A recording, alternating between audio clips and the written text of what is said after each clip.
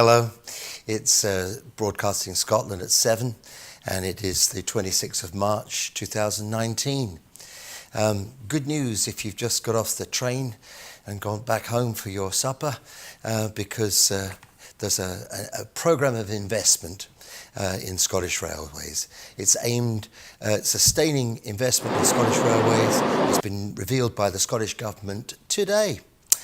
Together with industry partners, Transport Scotland shared information on a suite of proposed projects under construction across the length and breadth of Scotland, including relieving overcrowding in dense commuter area through the proposed East Kilbride and Burhead project, improving reliability of services on Scottish borders and beyond, more services and faster journeys between our major cities, including Perth and Aberdeen and Inverness. Improving services to our rural communities on the West Highland and Far North lines, tackling environmental issues through electrification and the exploration of new technologies such as battery and hydrogen trains. Interestingly, there's been new technology from Australia just recently where they've managed to make ammonia, which is an element which, not an element, it's a compound of 3 nitrogen atoms and I beg your pardon, I'm getting this muddled up, 1 nitrogen atom and 3 hydrogen, and it makes it possible to transport hydrogen in a very easy method because we can already transport ammonia, but it's very difficult to transport hydrogen around the world. So if you take the electricity made by wind and power from the waves, etc., solar power, and that helps us to develop this new idea of hydrogen trains and possibly hydrogen cars too. Anyway, there will be an increase of 21% expenditure on day-to-day running of the Scottish Railway network, which will deliver improved performance and resilience over time.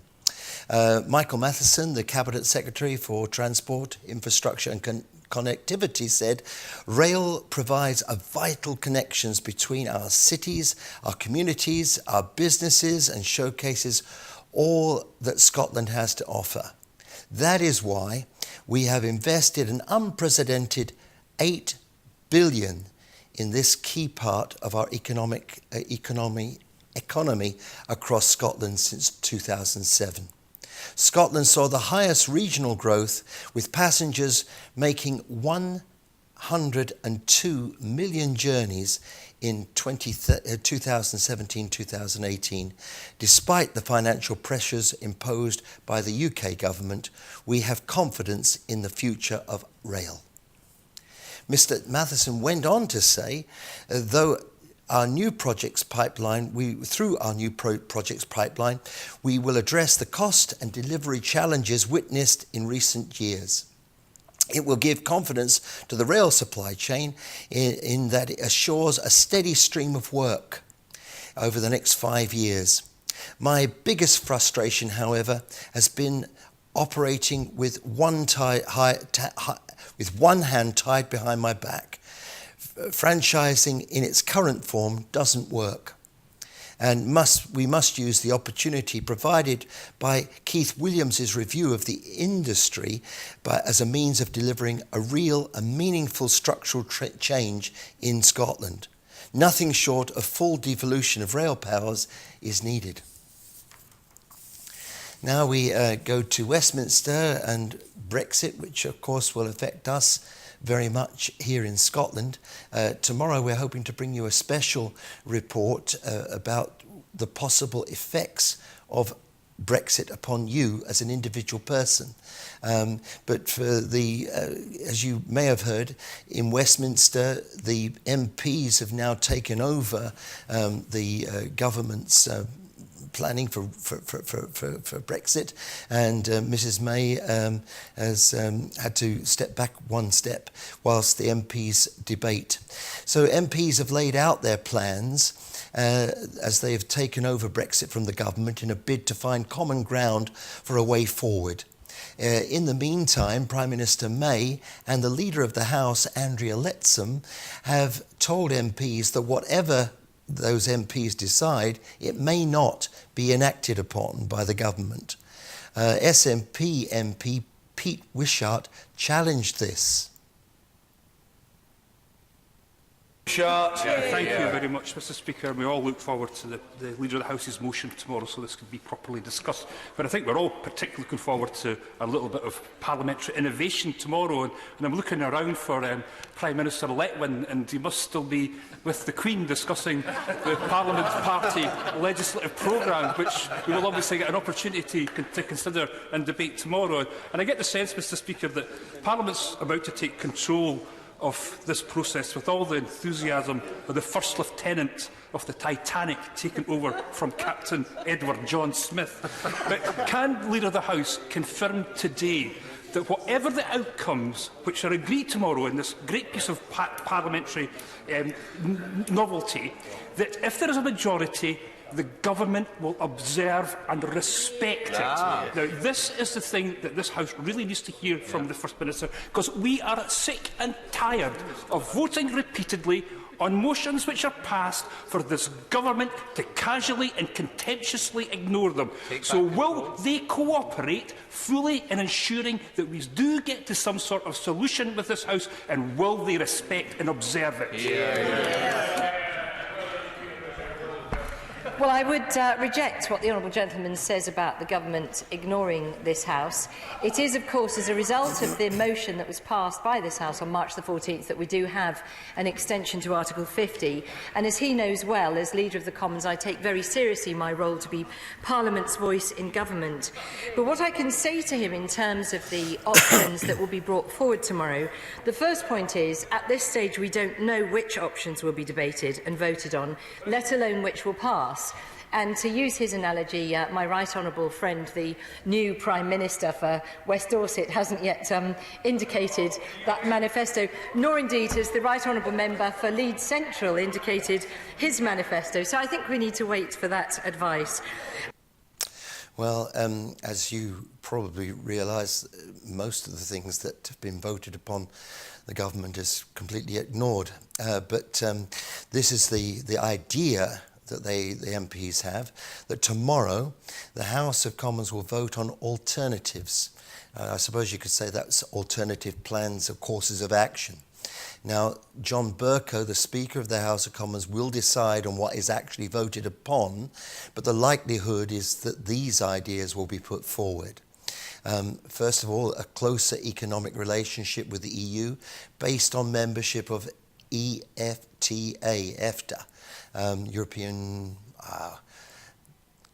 European Free Trade Association. However, it should be noted that the Norwegian Prime Minister, Erna Stolberg, recently said on a television interview that she would be opposed to such membership, as the UK have messed up with the EU, and she would not wish to give them a chance to mess up the EFTA people. So that's a little one, but maybe without the current government it might be different. Now, the second thing would be a looser relationship based upon the recently agreed trade deals between Canada and the EU. So that's the second thing. The third thing would be a second referendum, which would no doubt bring much discussion as to what question would be on the ballot paper, and that would take some time to go through, and I'm sure it would be an enjoyable debate. The next one would be the revocation of the Article 50. And after the extraordinary march in London, which was addressed by First Minister Nicola Sturgeon on Saturday outside Westminster, and the petition, which has now got 5,768,649 signatures, whether or not that will balance or change or make the government think in another way, who knows?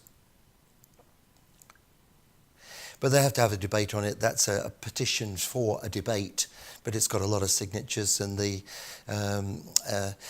the meantime, Rhys Jacobi has said, "I have always thought that no deal is better than Mrs May's deal, but Mrs May's deal is better than not leaving at all." In the meantime, the DUP person, Sammy Wilson, has said, "I don't think anyone would expect us to simply sign up to our own death warrant constitutionally." It would seem that Mrs May intends to bring back her deal to the Commons for a third try. Whilst MPs debate, she will be having meetings to try and persuade various groups to get behind her deal. Hilary Benn said that there would be about 5 hours of debate tomorrow, with voting about 7 o'clock in the evening, 1900 hours. And the process is likely to continue on until Monday. The government have until April the 12th to come out with a new way forward. Now, we move to an international story. The constant warring between Israel and the Palestinians continues. Israel have launched air attacks on the Palestinian enclave of Gaza and deployed extra troops on the border in response to a rocket attack by Hamas. There has been a day of intense fighting along the border. It was reported that Egypt tried to arrange a ceasefire, but it didn't last very long. This morning, officials at the Palestinian University in the West Bank reported that undercover Israeli forces had entered the campus and arrested three students. Israeli Prime Minister Benjamin Netanyahu said that after the overnight attacks Israel had inflicted upon Gaza, he was actually prepared to do more. This has been the sharpest upsurge in violence since the beginning of the year. At sunset today, there was an uneasy calm. A number of injuries were reported, including an infant, a 3-year-old boy and a 12-year-old girl. These injuries occurred when a house belonging to Robert and Susan Wolfe, both British and Israeli dual nationals, had their house hit by a rocket fired from southern Gaza. Prime Minister Netanyahu has been in Washington for talks with President Trump. The Prime Minister said after the thing jumped and it's gone to the wrong place. That's my fault. I do apologize.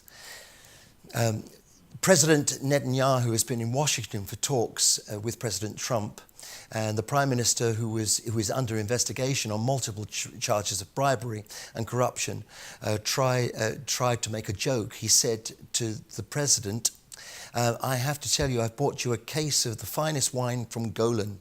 I understand that you're not a great wine drinker, but could I give it to your staff? I hope they won't open an investigation upon us." Mr. Trump smiled and other administration officials chuckled. The Prime Minister has cut short his visit to America and has returned to Israel. Now, crime in Scotland. Justice Secretary Hamza Youssef said, has been making a statement today, according to Scottish Crime and Justice Survey in 2017-18, overall crime statistics have fallen in the past year.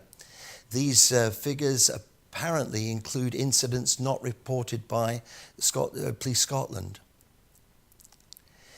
The survey is based upon interviews conducted by 5,500 people.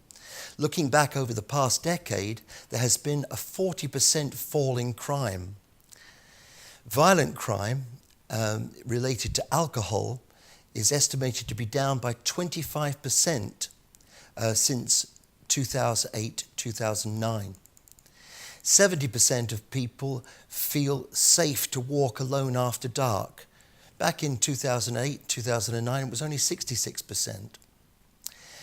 Property crime constitutes the most frequently experienced form of crime, such things as burglary and vandalism, and these have fallen by 41% over the decade. Hamza Youssef said, "Given Scotland's sustained commitment to prevention, responsive policing and local partnerships, I welcome these encouraging findings on long-term crime trends and how safe people feel in their communities. Tackling alcohol-related harm has been a pivotal part of our pioneering public health approach to reducing violent crime over the last decade, and it is heartening to see a fall in alcohol-related violence. I remain concerned about the level of repeat victimization and people in the most deprived communities have been experiencing more violence than in other areas. We'll soon publish findings on the research into more serious crimes and repeat violent victimization with the help of the police."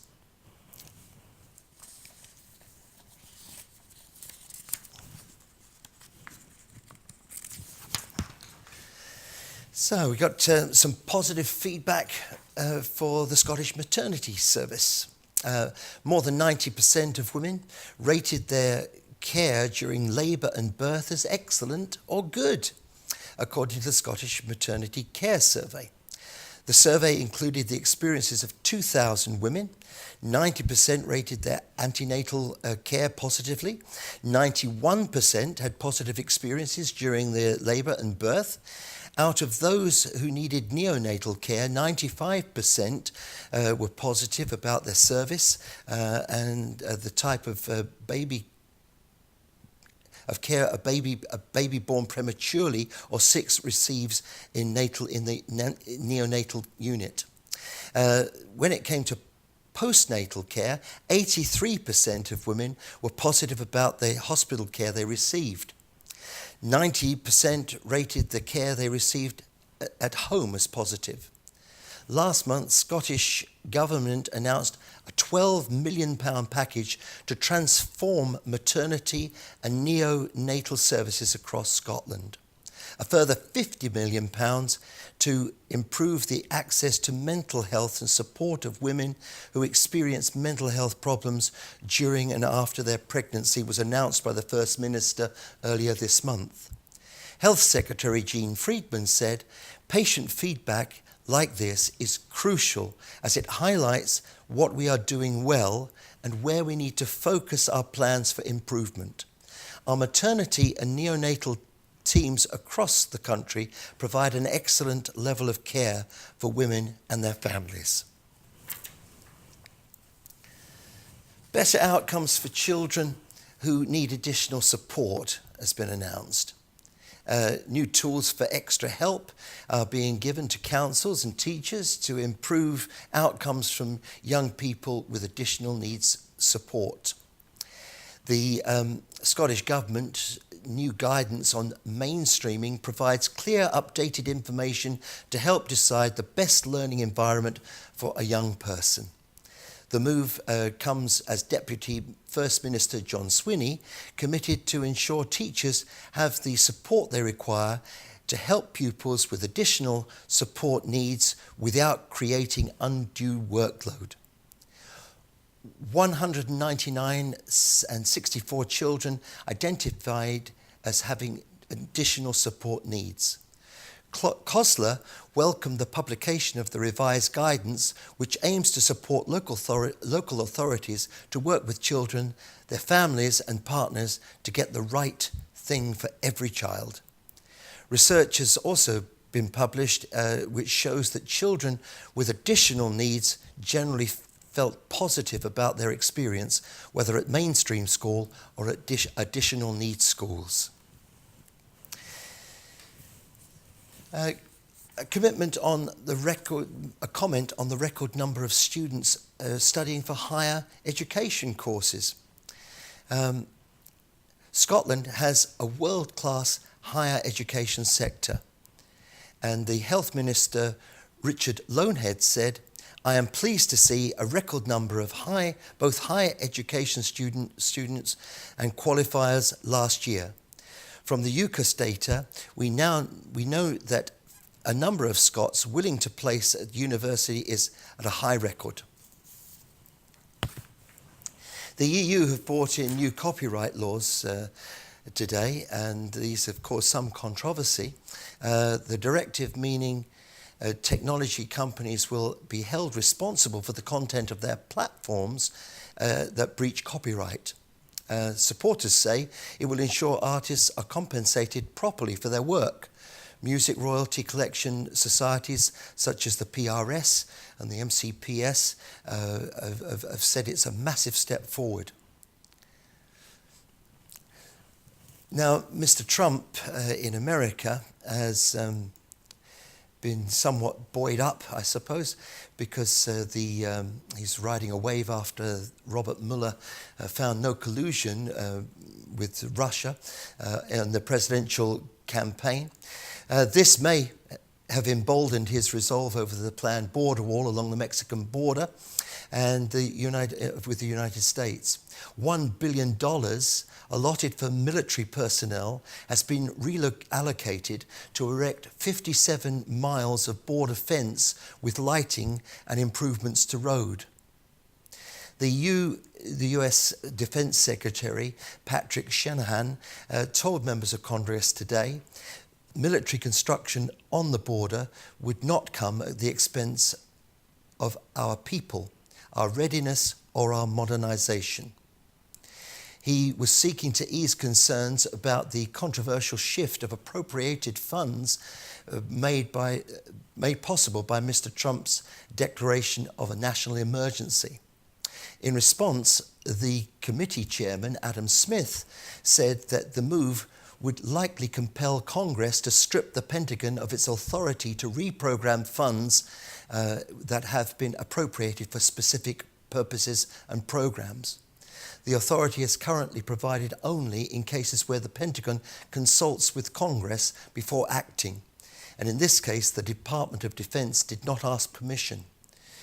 Shanahan hit back saying, "We have been given a legal order from the Commander-in-Chief and we are executing on that order."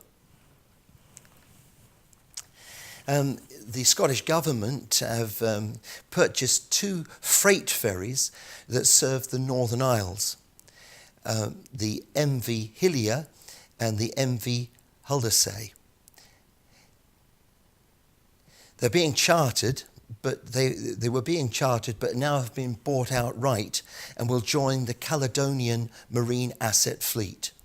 This follows the purchase of 3 final Northlink ferries by the Scottish Government in the last year. The Minister for Energy and Connectivity, Paul Wheelhouse, said, "Our ferry services are iconic transport links that play a vital part for our island communities, so it is important that we secure the 2 ferries for the future." So, we're going to have a big show for you tomorrow. I do hope you'll you'll join us for that. It'll be outlining the possible effects of Brexit upon you and me, our friends and our families all over Scotland. So if you can tune in or get pals and friends to join us, that would be wonderful. Thanks for listening tonight. Thanks for watching. And thank you for the production team in the other room. And we'll see you again about 7 o'clock tomorrow evening. Bye-bye.